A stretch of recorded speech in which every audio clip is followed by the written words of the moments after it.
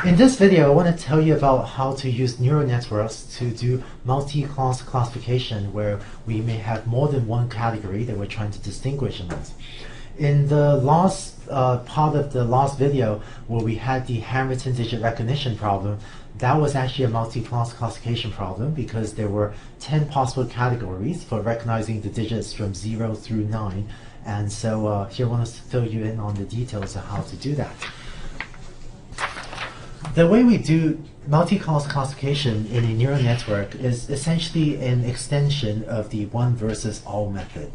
So let's say that we have a computer vision example where instead of just trying to recognize cars as in the original example that I started off with, but let's say that we're trying to recognize 4 categories of objects. So given an image, we want to decide if it's a pedestrian, a car, a motorcycle, or a truck.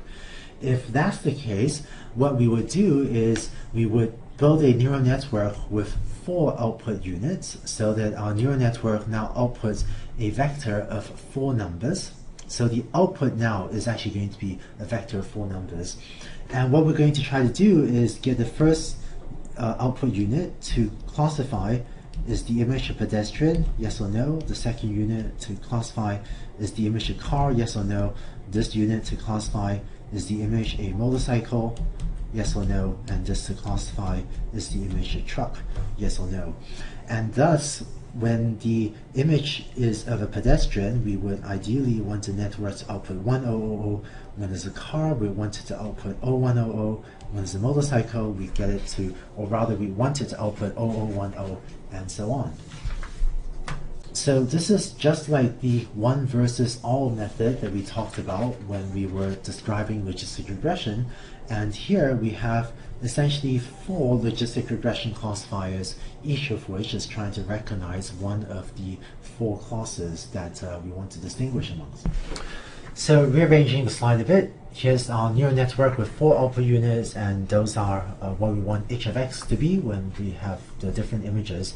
And the way we're going to represent the training set in these settings is as follows. So when we have a training set with different images of pedestrians, cars, motorcycles, and trucks, what we're going to do in this example is that whereas previously we had written out the labels as y being an integer from 1, 2, 3, or 4, instead of representing y this way, we're going to instead represent y as follows, namely yi will be either 1000 or 0100 or 010 or 001 depending on what the corresponding image xi is. And so one training example will be one pair xi comma yi, where xi is an image with one of the 4 objects, and yi will be one of these vectors.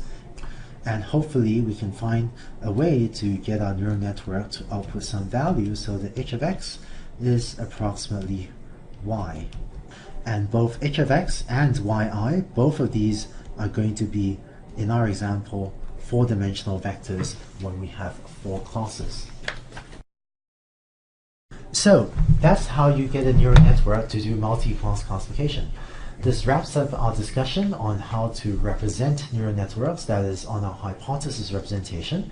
In the next set of videos, let's start to talk about how to take a training set and how to automatically learn the parameters of the neural network.